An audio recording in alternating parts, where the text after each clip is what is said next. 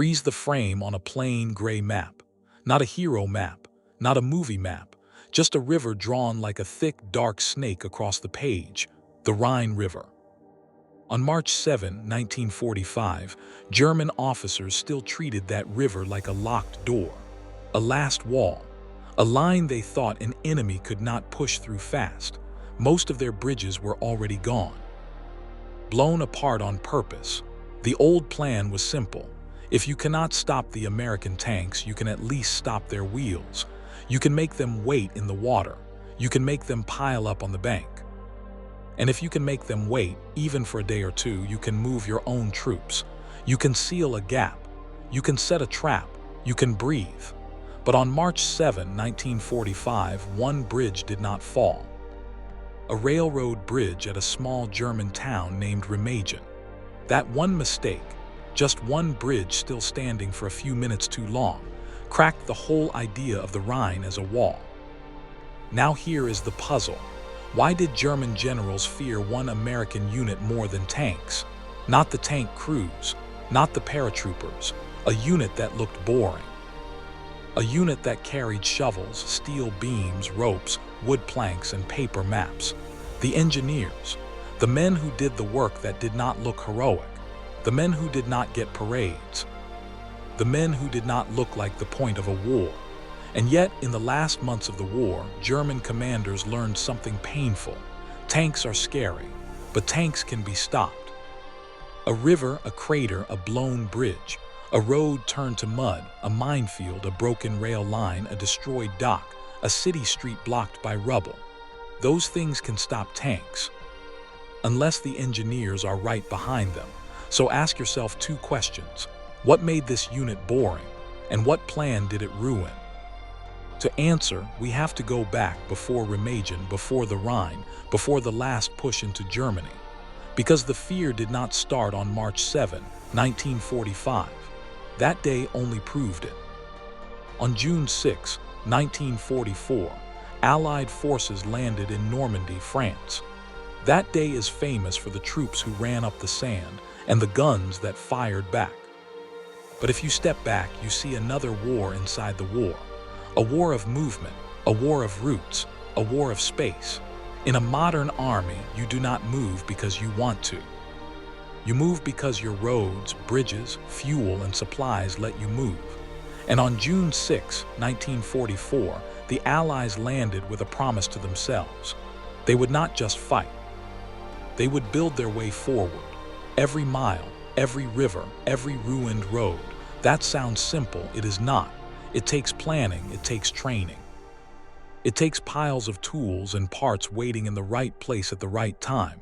It takes a system, and the system had a quiet backbone, the U.S. Army engineers. Now keep this comfort recap in your pocket. When you hear the word engineers, do not picture one man with a shovel. Picture an engine, a machine made of many parts, units that clear mines, units that build roads, units that repair rails, units that make maps, units that set up bridges like a giant set of steel blocks, units that work in the dark so an army can move at dawn. That is why this story matters, because German generals were not only fighting American tanks, they were fighting American speed, and speed is built. It is built by boring work. Now we rewind to early 1945. By February 1945, the Germans had already lost a lot. They had lost France. They had lost most of their air power in the West. They had lost many trained soldiers. They had just tried one last huge counterattack in the West, the Ardennes offensive that began on December 16, 1944. It failed. After that, the front in the West bent back toward Germany. The Rhine River waited behind it. German commanders still hoped the Rhine could slow the end. Not forever, just long enough to save something, to pull troops back, to form a line, to bargain, to stop a total collapse. That hope was not crazy. The Rhine is wide in many places. The banks can be steep. The current can be strong, and bridges are choke points. If you destroy bridges, you force an enemy to do hard, slow work. You force them to gather boats, build bridges, and protect them. You force them to stop. This is the key. German defense planning in the West leaned on obstacles. Rivers, canals, destroyed bridges, blown roads, fields flooded on purpose. It is an old idea. It worked before. But by 1945, the Americans had something Germany did not: a deep engineer system. It was not magic. It was a mix of three things: training, tools, and supply. Training meant the engineers did not make up methods on the spot. They drilled for this. They had standard bridge types, standard road repair plans, standard ways to mark routes, standard ways to move heavy parts forward. Tools meant they had bridge parts ready to connect fast, steel sections, floating pontoons, decking, pins. The kind of parts that look like they belong in a factory, not a battlefield. Supply meant those parts kept coming, not once, not twice, again and again. That is the part German generals began to fear. You could blow a bridge, but you could not blow the American ability to replace it. So German officers started to write reports that sounded like this: "We can slow them down at one river, but they come again. We can blow one bridge, but they build another. We can create one road, but by the next day their traffic is flowing."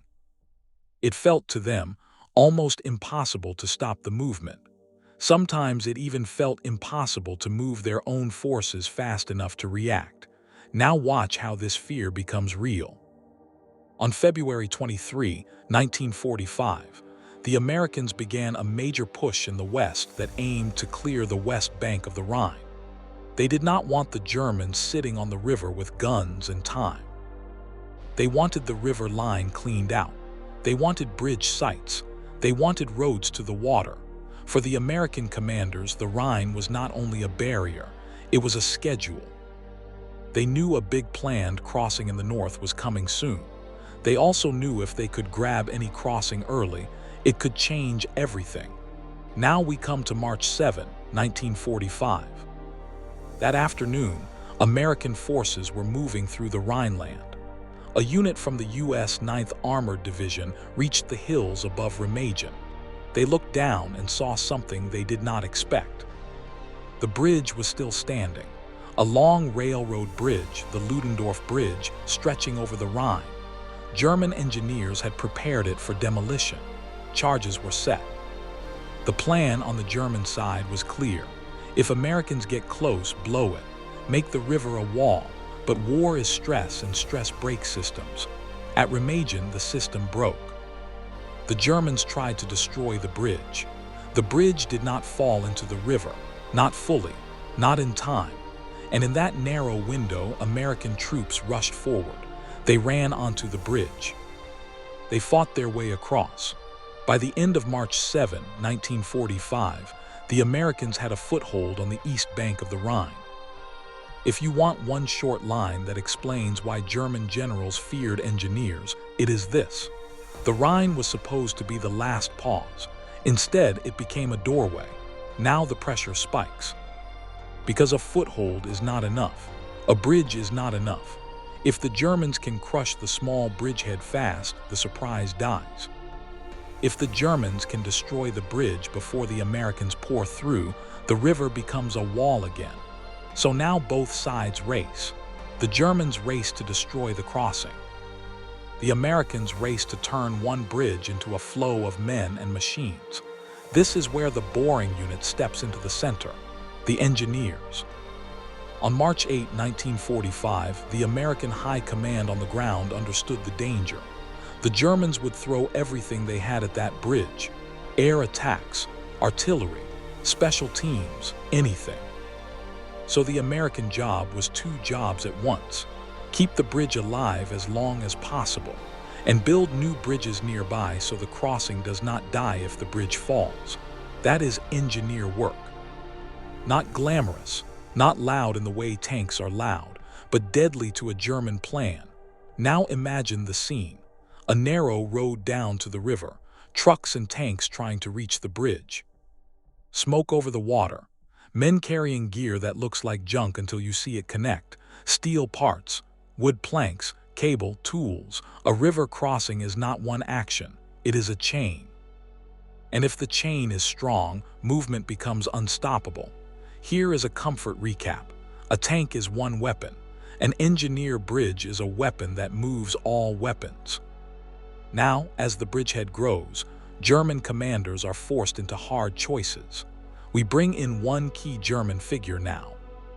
Field Marshal Walter Model, the German commander in the west for that sector, leading Army Group B, reintroduce him as the German Field Marshal.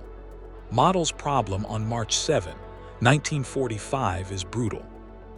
If he ignores Remagen, Americans can rush into the heart of Germany early. If he focuses on Remagen, he must pull troops from other places that are already weak. Either way, he is bleeding. Now we bring in the German leader above him.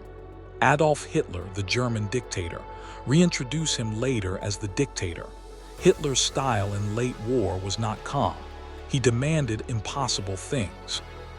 He punished failure. He often ordered no retreat. After Remagen, Hitler demanded the bridgehead be erased.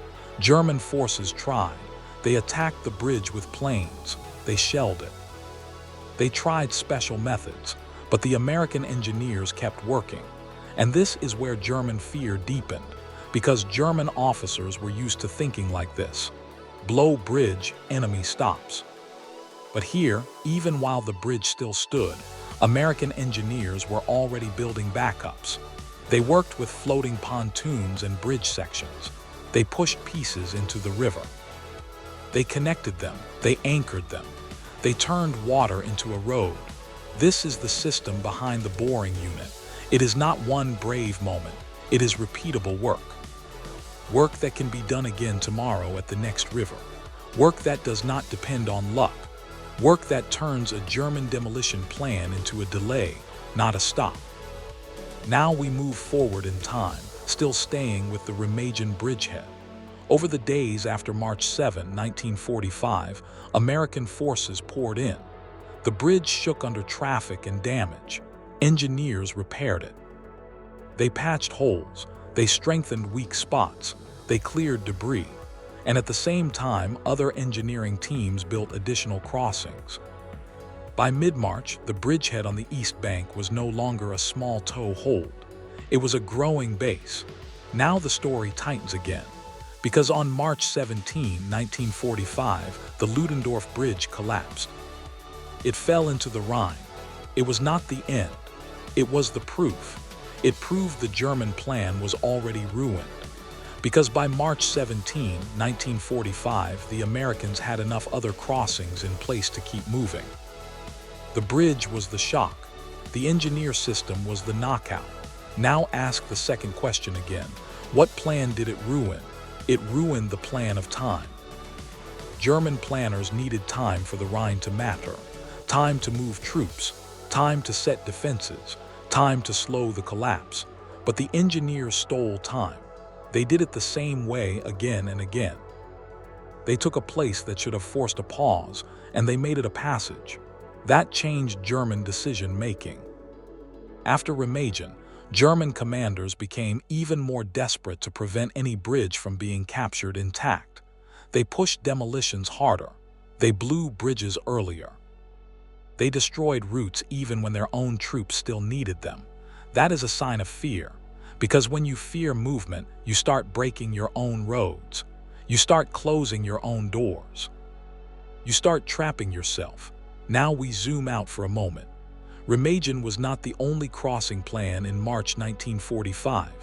A major Allied crossing, Operation Plunder, was planned in the north. It began on March 23, 1945. That crossing was planned and massive, but Remagen came first. Remagen forced the Germans to react early. It pulled German attention and forces. It added pressure to a front that was already cracking, and it showed something German commanders did not want to admit. The Americans could cross the Rhine even when you tried to stop them. Now we come back to the boring unit. Why was it boring? Because engineers do not always fight face to face in the way movies show. They measure, they hammer, they lay steel, they fill craters. They place signs, they work in mud, they repair, they repeat. But that boring work is what turns battles into breakthroughs, and German generals by 1945 had learned a hard lesson. If American engineers are close behind the front, your best defensive tricks do not last. You can blow a bridge, they can replace it. You can flood a field, they can lay a road. You can mine a route, they can clear it. You can turn a town into rubble, they can cut a new path around it. So German generals started to fear the thing that made American speed feel endless, the ability to move. Now we return to a room because war is also paper. After Remagen, American staff officers and engineers wrote reports. They drew maps. They listed bridge types. They recorded how fast crossings were built and how traffic flowed. One such report, written in 1945 by the 1st United States Army, focused on the Rhine crossings at Remagen and nearby sites. It is not a dramatic document. It is the opposite. It is neat. It is technical. It is calm. And that calm is the point.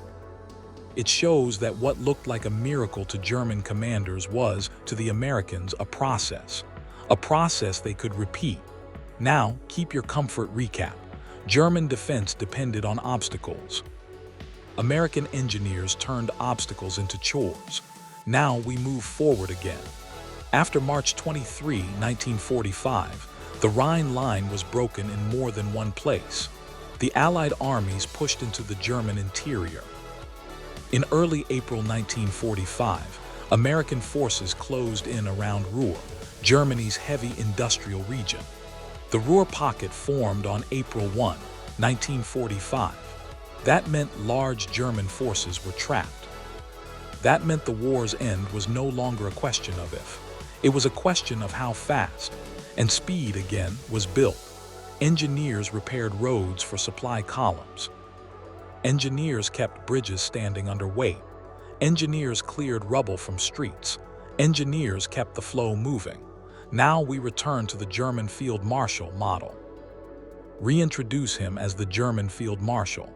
By April 1945, Model was facing a shrinking map and fewer choices.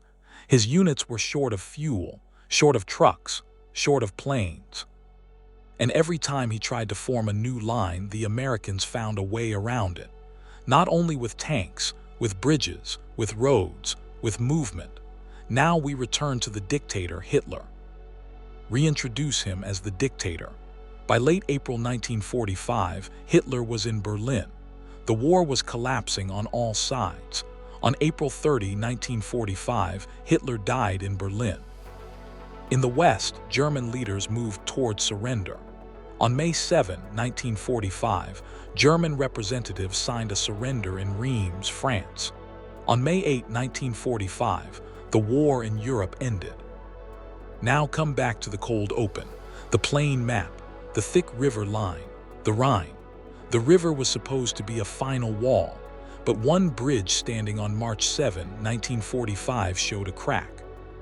And the engineers turned that crack into an open gate.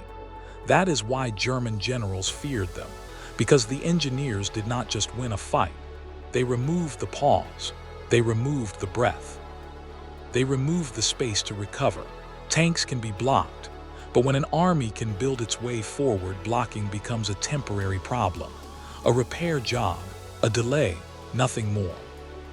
So now we close the open loops. What made the unit boring? It did work that looked plain, building, repairing, clearing, measuring, and hauling. But that boring work was the engine of speed. What plan did it ruin? It ruined the German plan to use the Rhine and destroyed bridges as a final time barrier. It forced German commanders to spend energy reacting, not planning. It pushed them to destroy routes sooner, even hurting their own movement. It turned their last wall into another line that could be crossed, and it showed the deeper truth of late war in the West. War is not only won by the sharp tip, it is won by the steady push behind it, by roads that stay open, by bridges that appear in the night, by maps that make chaos into routes, by the boring unit that makes the whole army move.